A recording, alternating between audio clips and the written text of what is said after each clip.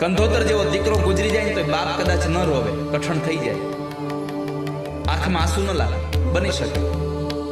પણ મેં જ્યારે જ્યારે લગ્ન વિધિઓ કરાવી છે, જ્યારે જ્યારે મેં લગ્નમાં ગયો છું, ત્યારે ત્યારે જોયું છે કે ગમે તેટલો મોટો બાપ હોય પણ દીકરીનું કન્યાદાન કરવા બેસે ત્યારે આંખમાંથી શ્રાવણ ને ભાદરવો વરસતા હોય, આંખમાંથી અશ્રુની ધારા નીકળતી હોય. કારણ આ સંસારમાં સૌથી મોટા પ્રેમનું કોઈ પ્રતીક હોય તો બાપ અને દીકરીનો પ્રેમ છે.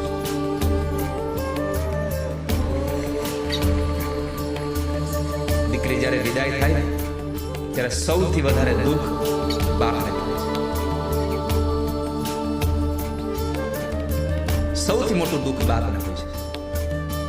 તમે જુઓ ને તો દીકરી વિદાય થયા પછી બાપ દેખાવા લાગે, હવે અવરોધ થઈ ગઈ. દીકરીને સંતોએ, મહાપુરુષોએ ઉપમા આપી છે કે કદાચ માં ન હોય પણ દીકરી હોય ને તો જેટલું ધ્યાન માં રાખે ને એના કરતા હવાયું ધ્યાન એ બાપની દીકરી રાખતી હોય છે. માં કરતા વિશેષ ધ્યાન રાખનારું કોઈ પાત્ર હોય તો દીકરી છે.